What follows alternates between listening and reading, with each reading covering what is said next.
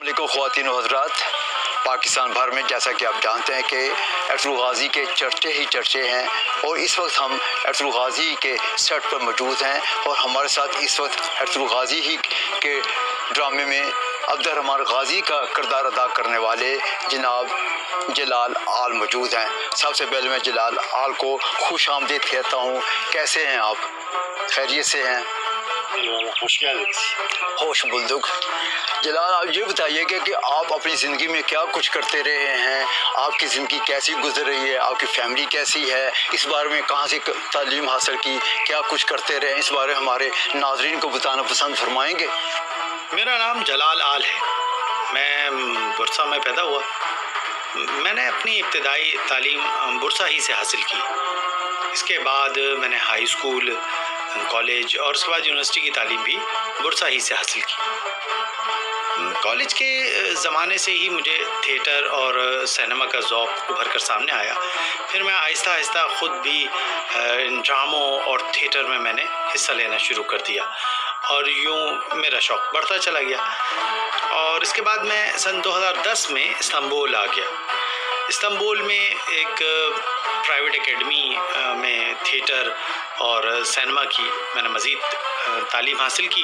اسی دوران سن 2011 میں مجھے فاتح پروجیکٹ کی جانب سے کام کی آفر ہوئی، جسے میں نے قبول کر لیا، اور اس پروجیکٹ میں پہلی بار میں نے کوئی کردار ادا کیا۔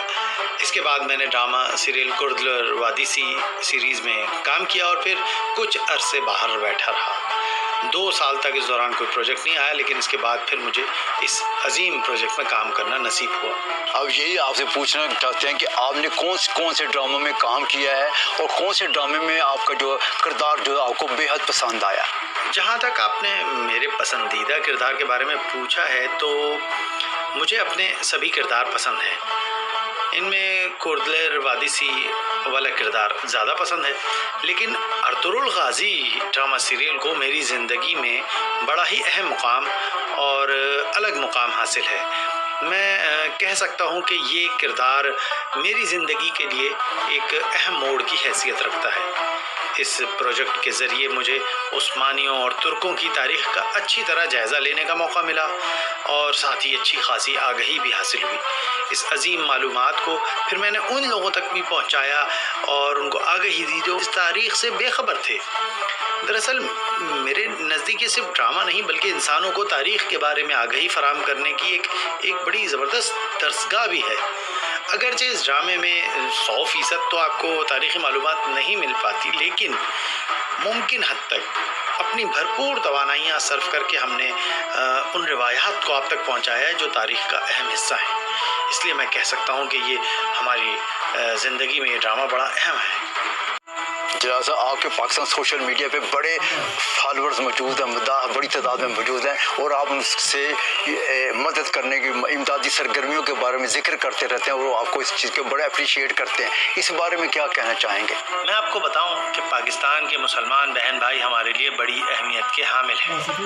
یہ میں کوئی سیاسی بیان نہیں جاری کر رہا، بلکہ حقیقت بیان کر رہا ہوں۔ جیسے ہمیں اپنے مسلمان ہونے اور ترک ہونے پر فخر ہے، اسی طرح ہمیں اپنے پاکستانی بہن بھائیوں کی محبت پر فخر ہے۔ ہم ایک دوسرے کے ساتھ ہمیشہ ہی کھل کر اپنی محبت کا اظہار کرتے رہتے ہیں، اور ایک دوسرے کے بارے میں آگاہ رہتے ہیں۔ ہمیں پاکستانیوں سے سچی محبت ہے، کیونکہ انہوں نے ہمیشہ مشکل وقت میں ترکوں کی مدد کی ہے۔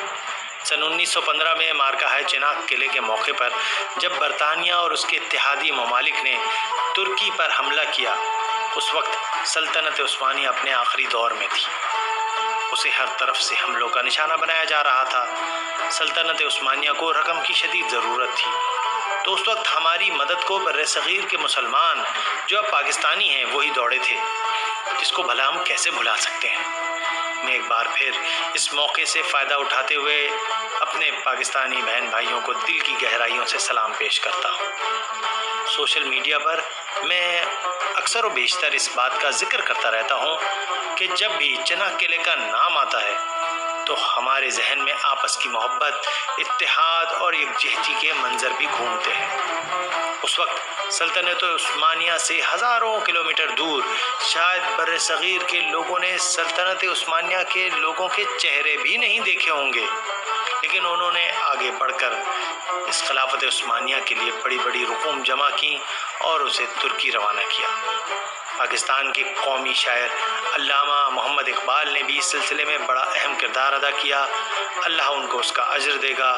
میں اس موقع پر ان کو بھی خراج تحسین پیش کرتا ہوں، دعا گو ہوں کہ اللہ ان کو جنت الفردوس میں جگہ دے۔ یہاں پر میں آپ کو یہ بھی بتا دوں کہ جو لوگ صاحب حیثیت یا امیر تھے انہوں نے بھی اپنا حصہ ملایا، مگر جو لوگ غریب تھے وہ بھی پیچھے نہیں تھے، ان کے پاس جو تھا انہوں نے دیا۔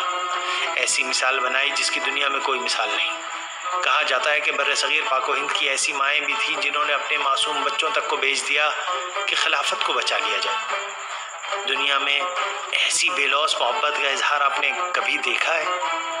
ہم نے بڑی قربانی کے بعد آزادی حاصل کی ہے، لیکن اس آزادی کو حاصل کرنے اور نئی مملکت کو تشکیل دینے میں پاکستانیوں کا بھی بڑا نمایاں کردار ہے، جسے کبھی بھی کوئی ترک فراموش نہیں کر سکتا۔